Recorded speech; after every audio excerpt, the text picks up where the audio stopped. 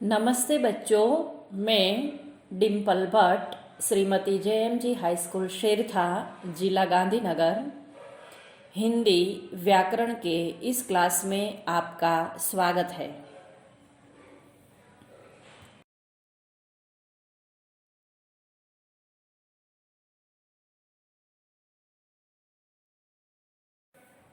आज इस पाठ में हम सीखते हैं वाक्य के बारे में। वाक्य की परिभाषा, उनके भेद और उदाहरण, अर्थ की दृष्टि से वाक्य के भेद और रचना की दृष्टि से वाक्य के भेद। अर्थ की दृष्टि से वाक्य के भेद है विधानवाचक, निषेधात्मक, प्रश्नात्मक, इच्छावाचक, आज्ञावाचक, संदेहवाचक, विस्मयादिबोधक और संकेतवाचक।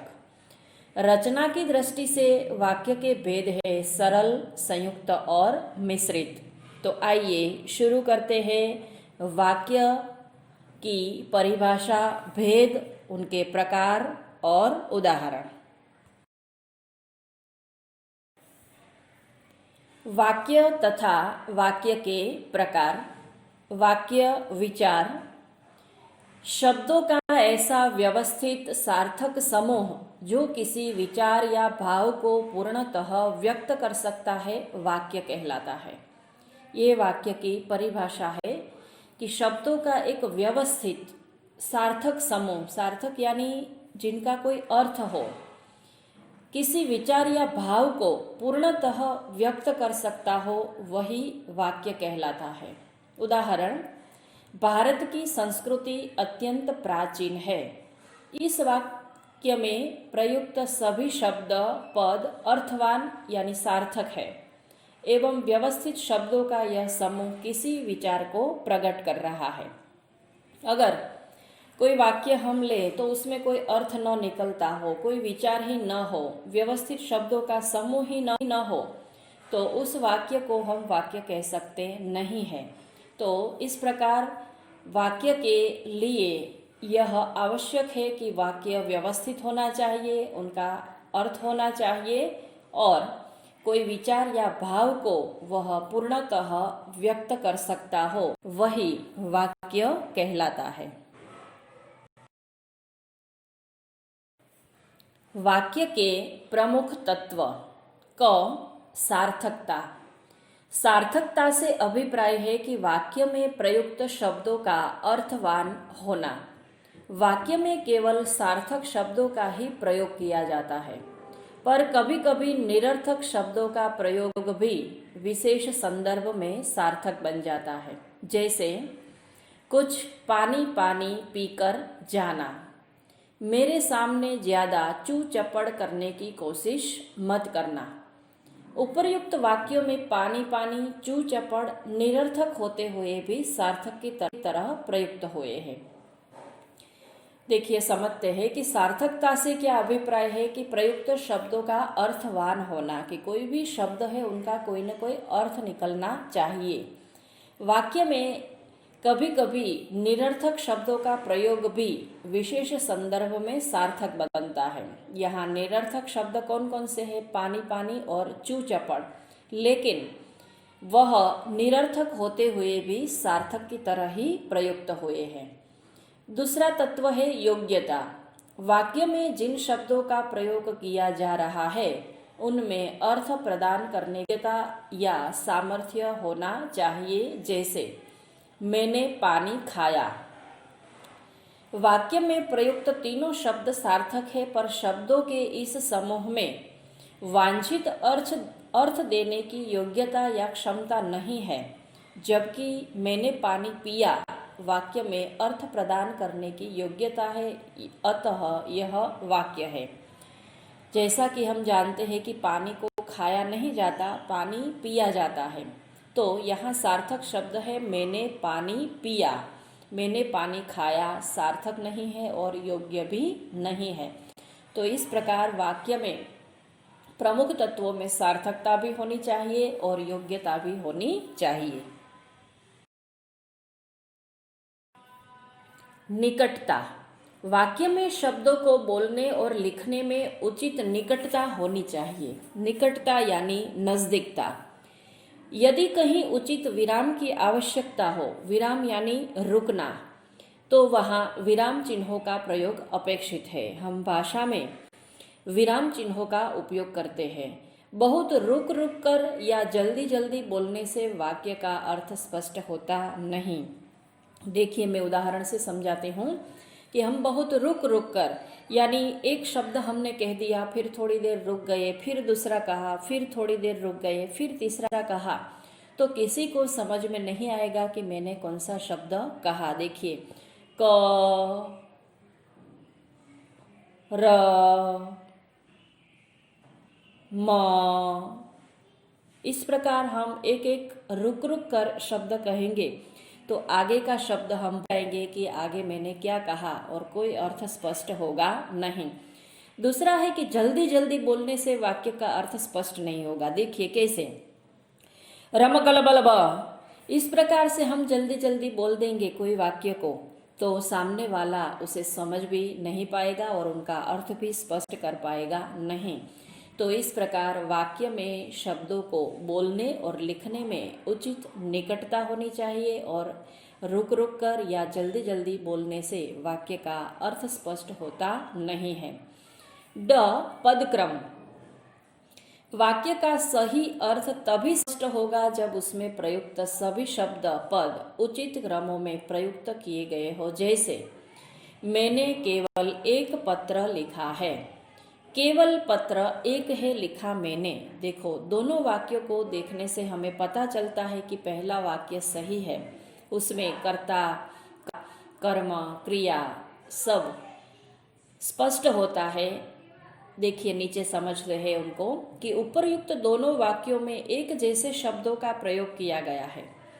प्रथम वाक्य से अर्थ निकल रहा है कि मैंने केवल एक पत्र लिखा है, एक से अधिक नहीं या पत्र लिखने के अलावा और कुछ नहीं किया, जबकि दूसरे वाक्य से कोई अभिष्ट या इच्छित अर्थ नहीं निकल रहा है। तो पदक्रम का सही होना वाक्य के लिए बहुत ही आवश्यक है कि हम उचित क्रम में वाक्य को लिखें और उचित क्रम शब्दों को रखें, नहीं तो अर्थ का अनर्थ हो जाता है। अन्वयी। अन्वय का अर्थ है मेल।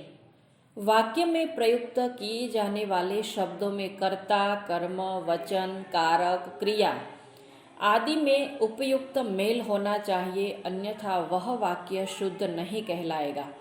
जैसे, हम खाना खाता हूँ, वाक्य में क्रिया का कर्ता से मेल नहीं होता, हम कर्ता के साथ खाते हैं का प्रयोग होना चाहिए। तो इस प्रकार अन्वय यानी मेल, कर्ता, कर्म, वचन, कारक, क्रिया आदि में मेल होना चाहिए। हम खाना खाता हूँ वाक्य गलत है। वाक्य में कर्ता बहुवचन में है तो खाते हैं भी इस प्रकार ही आएगा। तो वाक्य में एक वचन है या बहुवचन है, उनके हिसाब से हम शब्दों को रख सकते हैं। वाक्य के घटक। जिन अवयवों को मिलाकर वाक्य की रचना होती है उन्हें वाक्य के घटक कहते हैं। संरचना की दृष्टि से वाक्य के प्रधान रूप से दो ही घटक होते हैं, एक उद्देश्य और दो विधेय। अब इन दोनों के बारे में समझते हैं। एक, उद्देश्य। वाक्य में जिसके बारे में कुछ कहा जाए वही उस वाक्य का उद्देश्य है। इसके अंतर्गत कर्ता तथा कर्ता का विस्तार, विशेषण, संबंध बोधक, भाव बोधक आदि आ जाते हैं। कि जिसके बारे में हम कुछ कहते हैं कर्ता, वह उद्देश्य होता है। विधेय, उद्देश्य के बारे में जो कुछ कहा जाए वह विधेय है। इसके अंतर्गत क्रिया, क्रिया विस्तार, कर्म, कर्म विस्तार आदि आते हैं। उद्देश्य के बारे में जो कुछ कहा जाए वही विधेय है। और विधेय क्रिया में, क्रिया विस्तार में कर्म और कर्म विस्तार में देखने को मिलता है। तो वाक्य के दो घटक आपको याद रखने हैं, एक है उद्देश्य और एक है विधेय। उद्देश्य यानी जिसके बारे में हम कुछ कहते हैं वह कर्ता, और विधेय यानी उद्देश्य के बारे में जो कुछ कहा जाए वह विधेय है।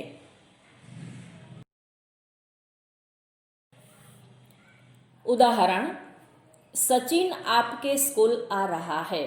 2, बूढ़ा आदमी धीरे धीरे चल रहा है। 3, हमारे हिंदी के अध्यापक ने हमें मनोरंजक कहानी सुनाई। 4, तारा का भाई नरेश कहानी की पुस्तक धीरे धीरे पढ़ता है। वाक्यक्रम 1, उनका कर्ता है सचिन। कर्ता का विस्तार नहीं है, क्रिया है आ रहा है, क्रिया का विस्तार नहीं। विधेय है कर्म में स्कूल, कर्म का विस्तार है आपके। देखो वाक्य में कौन सा उद्देश्य है और कौन सा विधेय है आपको पता चल गया है। सचिन जो है वह उद्देश्य है और स्कूल जो है वह विधेय है। दूसरा आदमी है बूढ़ा आदमी धीरे धीरे चल रहा है, उसमें आदमी के बारे में कुछ कहा गया है, इसलिए आदमी कर्ता है और उद्देश्य है। बूढ़ा कर्ता का विस्तार है कि आदमी है लेकिन कैसा है, बूढ़ा है। क्रिया है चलना, चल रहा है, और क्रिया का विस्तार क्या है, धीरे धीरे। धीरे धीरे क्रिया विशेषण का एक प्रकार है कि कैसे चल रहे हैं, तो धीरे धीरे चल रहे हैं। कर्म और कर्म का विस्तार नहीं है। 3, हमारे हिंदी के अध्यापक ने हमें मनोरंजक कहानी सुनाई। अध्यापक ने कर्ता है, कर्ता का विस्तार है हमारे हिंदी के, अध्यापक है लेकिन कैसे है, हिंदी के है। क्रिया है सुनाई और उनका विधेय है हमें कहानी, और कर्म का विस्तार है मनोरंजक। 4, नरेश, तारा का भाई नरेश कहानी की पुस्तक धीरे धीरे पढ़ता है। तो नरेश करता है, तारा का भाई उनका विस्तार है कि नरेश है लेकिन क्या है, तारा का भाई है। पढ़ना क्रिया है, पढ़ता है लेकिन कैसे पढ़ता है, धीरे धीरे पढ़ता है, वह क्रिया विशेषण है। क्या पढ़ रहा है, उनका कर्म क्या है, तो पुस्तक उनका कर्म है। कर्म का विस्तार है कहानी की। तो इस प्रकार वाक्य में उद्देश्य, व्यय, कर्ता का विस्तार और कर्म का विस्तार किस प्रकार का होता है यहाँ हमें पता चलता है। अब देखते हैं वाक्य के प्रकार। वाक्य का विवेचन मुख्य रूप से 2 स्तरों पर किया जाता है, एक अर्थ के आधार पर और रचना के आधार पर। इस 2 स्तरों के आधार पर वाक्य के प्रकार निम्नांकित है। एक, अर्थ के आधार पर वाक्य के प्रकार। अर्थ के आधार पर वाक्य के 8 भेद है। आपको एक वाक्य में पूछा जाता है विकल्प में कि अर्थ के आधार पर वाक्य के कितने प्रकार है, तो 8 है। उसमें पहला है विधानवाचक वाक्य। जिस वाक्य में कार्य के होने का अथवा करने का सामान्य कथन हो उसे विधानवाचक वाक्य कहा जाता है।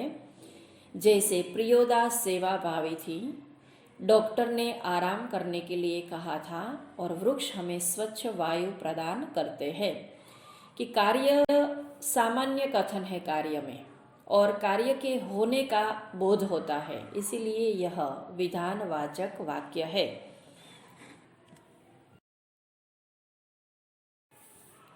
दूसरा है निषेधवाचक वाक्य। जिस वाक्य में कार्य के न होने का या न करने का बोध हो उसे निषेधवाचक वाक्य कहा जाता है। जैसे उदाहरण, मैं आज खाना नहीं खाऊंगा, मरना मुझे कठिन नहीं लगता, वह घर नहीं जाएगा। तो यहाँ पर कार्य में बोध किसका होता है, निषेध का, कार्य के न होने का। जहाँ पर बोध होता है वह निषेध वाक्य कहलाता है। प्रश्नवाचक वाक्य तीसरा प्रकार है। यदि वाक्य में कोई प्रश्न किया जाए तो वह प्रश्नवाचक वाक्य कहलाता है। इस तरह के वाक्यों में क्या, कौन, कहाँ, कैसे, कब, क्यों, किस लिए आदि शब्दों का प्रयोग होता है। जैसे, इस नगरी का राजा कौन है? राजा का नाम क्या है? आप कहाँ रहते हैं? इसकी बकरी कैसे मरी? तूने ऐसी मशक क्यों बनाई? आप किस लिए वहां जाया करते थे?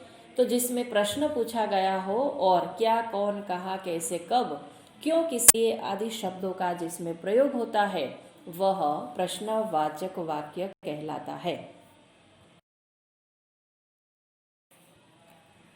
विस्मयादि वाचक वाक्य चौथा प्रकार है। यदि वाक्य में विस्मय, शोक, हर्ष, घृणा, खुशी आदि का भाव अभिव्यक्त हो तो उसे विस्मयादि वाचक वाक्य कहा जाता है। जैसे, अरे इतना सुंदर गुलमर्ग, ओह यह क्या हो गया, वाह कितना सुंदर घर। तो जिसमें मन के भावों को अभिव्यक्त किया जा सकता है, जिसमें हमें आश्चर्य पैदा होता है, हमारे अंदर शोक, विस्मय, हर्ष, घृणा, खुशी आदि के भाव जो प्रकट करता है वह विस्मयादि वाचक वाक्य कहा जाता है। 5. इच्छावाचक वाक्य। जिस वाक्य में वक्ता की इच्छा, आशा, शुभकामना या शाप आदि अभिव्यक्त हो उसे इच्छावाचक वाक्य कहा जाता है। जैसे उदाहरण, आपकी यात्रा मंगलमय हो। यहाँ इच्छा बताई गई है कि तुम्हारी यात्रा मंगलमय हो, ऐसी हमारी कामना है। तो इस प्रकार इच्छा, आशा, शुभकामना या शाप को जो अभिव्यक्त करता है उसे इच्छावाचक वाक्य कहा जाता है। उदाहरण इच्छावाचक के अन्य, आपकी यात्रा मंगलमय हो, गुरुजी आ जाए तो अच्छा है, भगवान करे तुम सफल हो, इसमें मंगल कामना है। जा, तुझे नरक में भी जगह न मिले, यह शाप है। तो इस प्रकार ऐसी भावनाओं को जहाँ व्यक्त किया जाता है वह इच्छावाचक कहा जाता है। 6 है संदेहवाचक वाक्य। जिस वाक्य से किसी कार्य के होने में संदेह या संभावना का बोध हो उसे संदेहवाचक वाक्य कहते हैं। कि शंका हमारे मन में हो, कोई बात निश्चित न हो, तब उसे संदेहवाचक वाक्य कहा जाता है। उदाहरण, संभवतः आज वर्षा होगी। वर्षा होगी या नहीं इस बात का हमें पता नहीं है, निश्चित नहीं है, शायद वर्षा होगी ऐसा है, हमारे मन में शंका है। लगता में है, मैंने इस व्यक्ति को कहीं देखा है, कि मुझे पूरी तरह यकीन तो नहीं लेकिन लगता है कि मैंने इसे कहीं देखा है। अब तक वह सो गया होगा, निश्चित नहीं है कि वो सोया है या नहीं, हमारे मन में शंका है। तो इस प्रकार जो वाक्य शंका पैदा करे, संदेह या संभावना का बोध कराए, वह संदेहवाचक वाक्य कहा जाता है।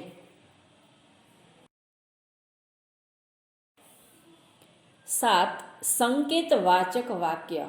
जिस वाक्य में एक क्रिया का होना दूसरे पर निर्भर करे अथवा एक कार्य का संकेत दूसरे कार्य से मिले उसे संकेतवाचक वाक्य कहते हैं। जैसे उदाहरण, परिश्रम करोगे तो अवश्य सफलता मिलेगी। यदि वर्षा अच्छी हो तो फसल भी अच्छी होगी। यदि मौसम ठीक रहा तो हम घूमने जाएंगे। तो यहाँ पर एक क्रिया का होना दूसरे पर निर्भर करता है।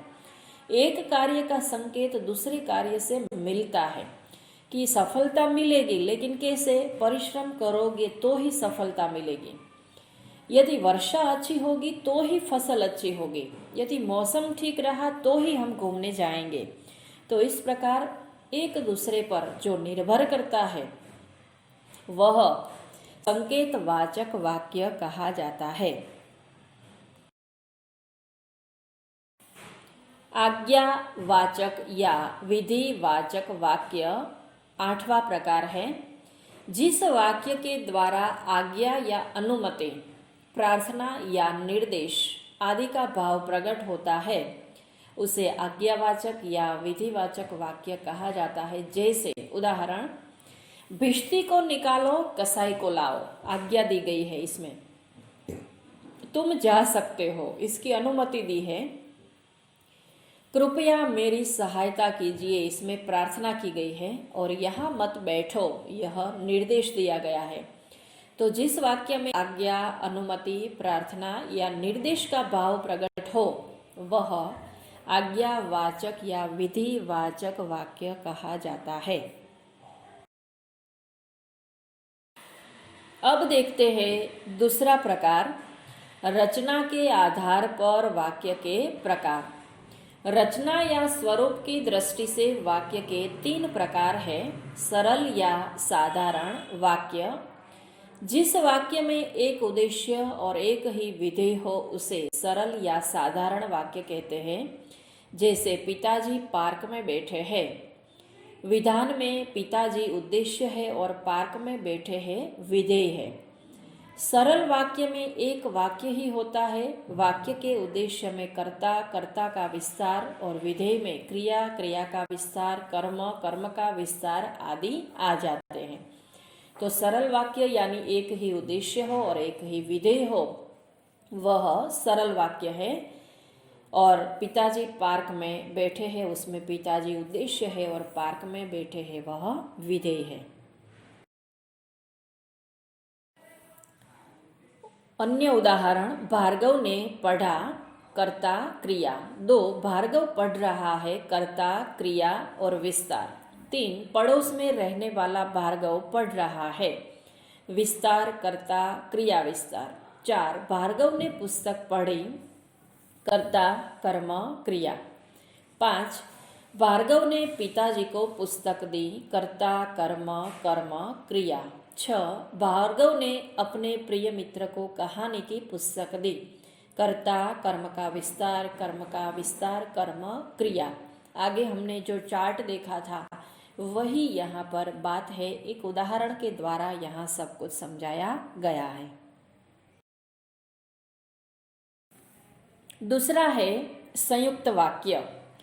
जिस वाक्य में 2 उपवाक्य किसी समुच्चय बोधक यानी ओजक अव्यय से जुड़े होते हैं उसे संयुक्त वाक्य कहते हैं। जैसे मैं पढ़ रहा हूँ और तुम लिख रहे हो। वाक्य में 2 उपवाक्य है एवं और समुच्चय बोधक अव्यय से जुड़े हैं। अव्यय यानी जिसमें हम किसी भी प्रकार का कोई परिवर्तन नहीं कर सकते, वह अव्यय होता है। अतः निर्देशित विधान संयुक्त वाक्य है। संयुक्त वाक्य के अंतर्गत जितने उपवाक्य होते हैं वे स्वतंत्र होते हैं। उदाहरण 1, मैं हूँ सत्यकेतु और पत्नी है कामना। यहाँ पर और योजक है समुच्चय बोधक, और से दोनों वाक्य जुड़े हुए हैं। दूसरा है, आपको सत्य बोलना चाहिए परंतु वह अप्रिय न हो। यहाँ परंतु से 2 वाक्य जुड़े हुए हैं। एक वाक्य में और है और एक वाक्य में परंतु है। 3 तुम नहीं जा सकते तो बेटे को भेज दो। यहाँ तो है जो वाक्यों को जोड़ता है। 4 साल भर का खाता बंद करना है, अतः विवरण शीघ्र भेजिए। अतः शब्द से दोनों वाक्य जुड़े हैं। तो 2 उपवाक्य होते हैं और समुच्चय बोधक अव्यय से जो जुड़े हुए होते हैं वह संयुक्त वाक्य कहलाते हैं। कभी कभी संयुक्त वाक्यों में समुच्चय बोधक अव्यय का लोप भी कर दिया जाता है। जैसे 1 दुनिया में रहने वाले रहेंगे, जाने वाले चले जाएंगे। यहाँ और का लोप है लेकिन वाक्य 2 है। 2 क्या सोचा था क्या हो गया, पर का लोप। 3 काम किया है, पैसा तो लूंगा ही। यहाँ इसलिए का लोप है लेकिन हमें वाक्य को पढ़ने से पता चल जाता है कि किस अव्यय का यहाँ पर लोप कर दिया गया है। 3 मिश्र वाक्य। जिस वाक्य की रचना एक से अधिक ऐसे उपवाक्यों से हुई हो जिसमें एक प्रधान तथा अन्य वाक्य गौण हो उसे मिश्र वाक्य कहते हैं। जिस वाक्य में एक प्रधान उपवाक्य और उसके आश्रित उपवाक्य हो उसे मिश्र वाक्य कहते हैं। मिश्र यानी मिश्रण करना। एक प्रधान उपवाक्य होता है और एक गौण होता है, सामान्य होता है। प्रधान उपवाक्य में मुख्य कथन होता है तथा जिसका समर्थन, पूर्ति या विस्तार दूसरा आश्रित उपवाक्य करता है।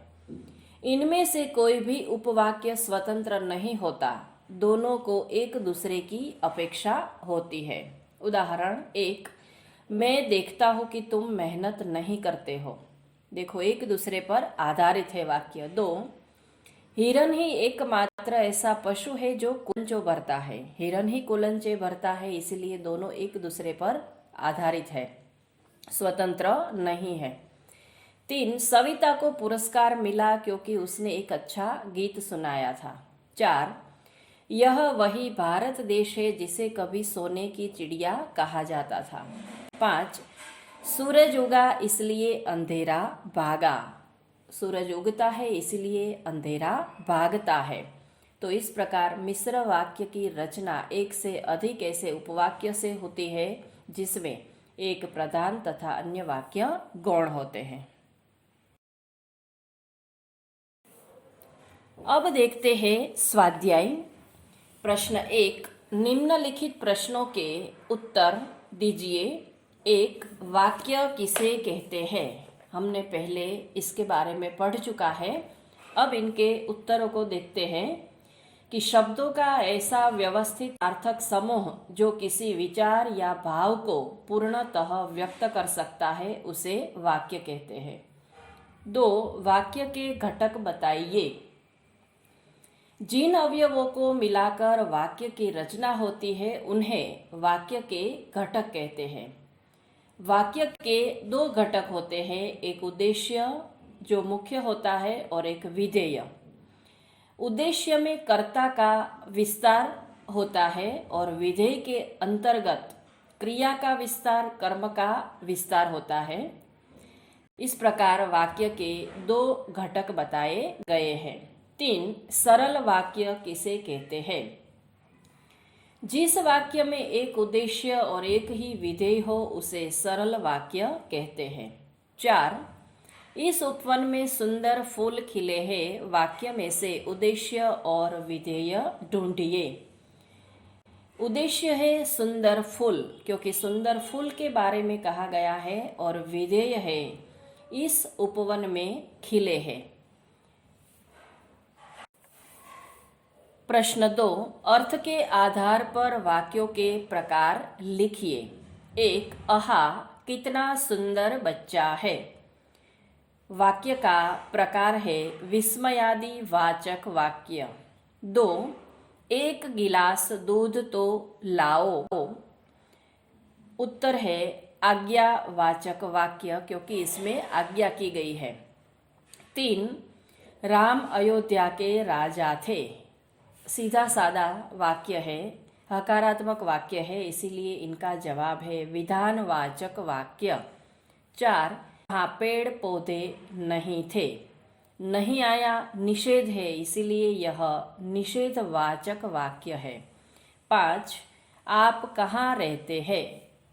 पढ़ते ही हमें पता चलता है कि प्रश्नार्थ है, तो वाक्य का प्रकार है प्रश्नवाचक वाक्य। 6, आपकी यात्रा मंगलमय हो। इच्छावाचक वाक्य, क्योंकि इच्छा बताई गई है कि आपकी यात्रा मंगलमय हो। 7, शायद मुझे ही अहमदाबाद जाना होगा। संदेहवाचक वाक्य, क्योंकि यहाँ पर संदेह है, शंका है कि जाना होगा, अभी निश्चित नहीं है जाना ही है या नहीं। 8, यदि वर्षा अच्छी हो तो फसल भी अच्छी होगी। संकेतवाचक वाक्य, क्योंकि एक दूसरे के ऊपर दोनों वाक्य आधारित है, तो इस प्रकार अर्थ के आधार पर वाक्य को हमने पढ़ा। प्रश्न 3, रचना के आधार पर वाक्यों के प्रकार लिखिए। 1, घोड़ा तांगा खींचता है। सरल वाक्य है, क्योंकि एक ही विधेय है और एक ही उद्देश्य है। दूसरा है श्याम माखन चोर है इसीलिए वह कहीं छिप जाता है।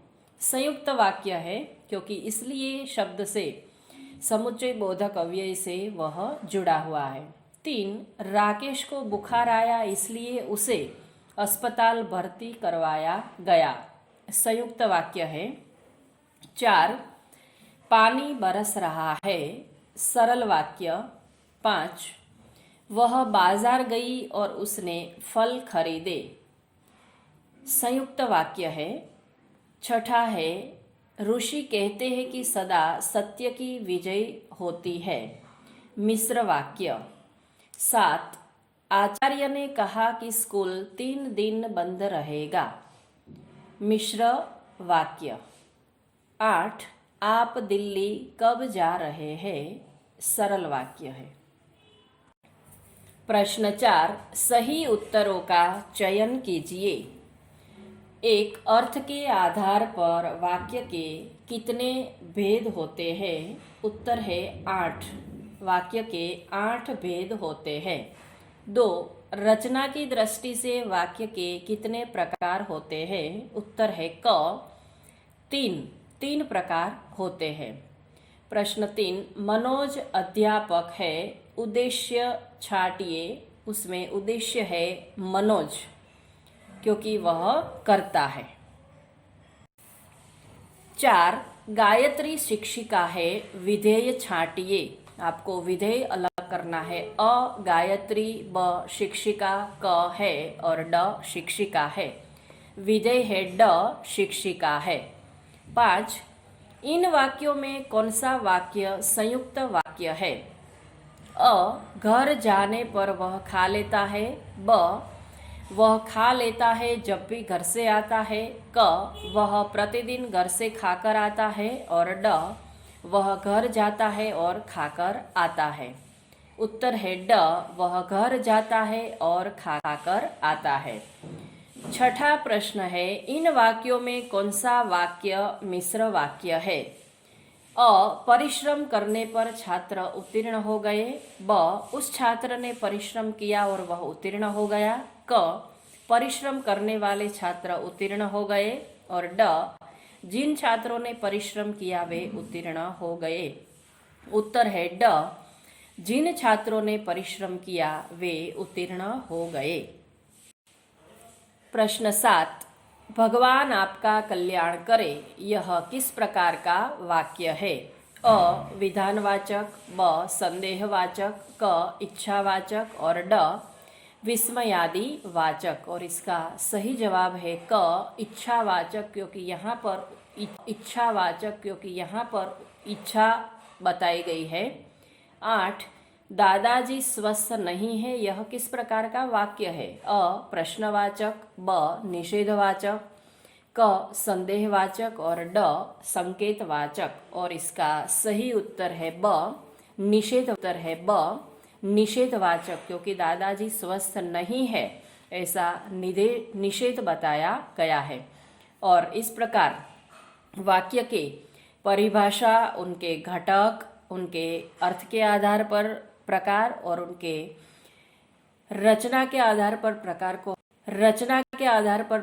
को हमने पढ़ा, स्वाध्याय पढ़ा, उदाहरण के साथ हमने इनको समझा और इसी के साथ इस प्रकरण को हम यहाँ पर पूर्ण करते हैं। धन्यवाद।